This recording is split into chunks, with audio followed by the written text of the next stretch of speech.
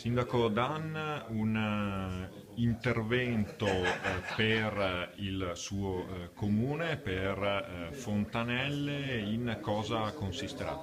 Ecco, l'intervento consiste nella pista ciclabile che ci aiuterà a portare da Via Verdi al Camposanto. È un intervento che portiamo via dalla strada i cortei funebri.